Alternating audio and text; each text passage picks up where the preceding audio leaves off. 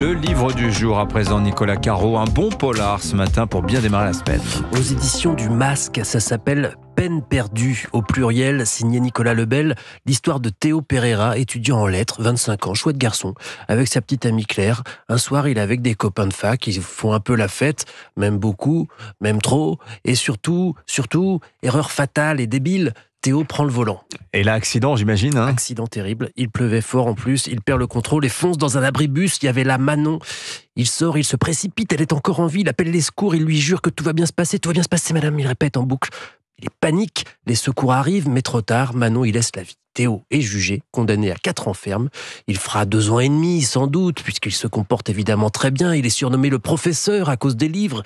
Il organise même un petit club de lecture pour les détenus. Il parle de Madame Bovary, Villon, Oscar Wilde. Mais c'est pas facile. Un type, Marco, une sorte de caïd, en plus le tabasse une fois par mois et étrangement le protège des autres menaces en même temps. Mais Théo serre les dents. Il voudrait juste retrouver sa vie. Il a interdit à ses parents et à Claire de venir au parloir. Il veut qu'il reste en dehors de ça.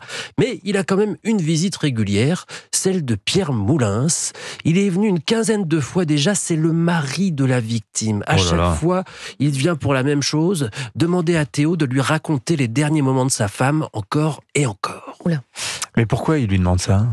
Ça fait partie d'un programme de justice restaurative. Au début, on se dit, il essaye de comprendre, il essaye d'épuiser sa tristesse, mais en fait, on se dit aussi que c'est un peu étrange, voire carrément pervers, parce qu'il torture Théo à chaque fois, il lui dit de rentrer plus dans les détails. Théo le fait pour aider, mais aussi parce que l'autre lui a promis en échange de plaider en sa faveur pour sa demande de liberté anticipée.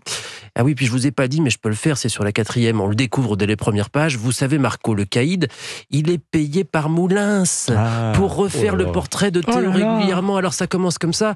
Maintenant, comment tout ça se termine ? Il y a une bonne centaine de rebondissements encore, il faudra lire, bien entendu. Ça s'appelle Peine perdue au pluriel, signé Nicolas Lebel. Merci Nicolas Caro. La série de la semaine, Héloïse Goua, vous nous conseillez cette adaptation d'un célèbre roman français. Ce que j'ai à vous dire aujourd'hui est d'une gravité exceptionnelle. Un fléau est en train de ravager notre ville. Et ce fléau porte un nom effrayant. La peste. Voici donc une adaptation en série du chef-d'œuvre d'Albert Camus, publié en 1947. Alors, contrairement au roman, cette fiction du même nom se situe non pas dans les années 40 à Oran, mais en 2030 en France. Dans cette dystopie, un variant de la peste est détecté dans une petite ville balnéaire de la côte méditerranéenne. Alors, je peux vous dire que les symptômes de cette maladie nous feraient presque regretter le Covid. Je ne rentre pas dans les détails pour nos auditeurs qui sont peut-être au petit déjeuner. Face à cette nouvelle infection venue des rats qui se propage à toute vitesse, un médecin, un journaliste et une infectiologue deviennent des lanceurs d'alerte. Ensemble, ils tentent de faire réagir un gouvernement malhonnête. Nous assistons à un léger sursaut épidémique. Rien d'alarmant, en vérité. Rien d'alarmant ? Moi, dans mon immeuble, il y a déjà eu 3 morts depuis le début de la semaine. Alors, on a l'impression d'un remake du Covid. Est-ce que la série est fidèle au roman de Camus ? Alors, plusieurs choses le sont. Comme dans le roman, on nous présente une société très restrictive dans laquelle la plupart de la presse est censurée, tout le monde est mis sur écoute. Oui, parce que je rappelle qu'au lendemain de la guerre, la peste était pour Camus une métaphore du totalitarisme. Mais cette série revisite le livre d'une manière très libre et moderne. D'ailleurs, je précise que Catherine Camus, la fille de l'écrivain, a validé cette adaptation. Et il faut dire que cette transposition de l'histoire en 2030 est puissante dans ses propos. En plus de nous exposer une épidémie affolante qui nous rappelle de mauvais souvenirs, les épisodes nous parlent du manque de moyens dans les hôpitaux, de la fracture sociale, de la crise migratoire, de la défiance envers les médias, et j'en passe. En gros, on nous parle de beaucoup de problématiques d'aujourd'hui.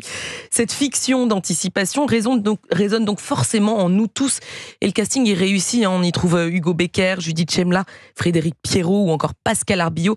Autant d'éléments qui vous assurent de passer une bonne soirée à frissonner devant vos écrans. Voilà. C'est assez effrayant. Oui, ça a l'air. La peste, c'est ce soir donc sur France 2 et gratuitement tous les épisodes ou pas ? Non, je ne sais pas, sur France.tv. Je ne sais pas s'ils sont encore tous là, mais souvent c'est le cas avec les séries France 2. Voilà, ils sont généreux à France 2. Merci beaucoup Héloïse Goua, merci Nicolas, merci à tous les trois.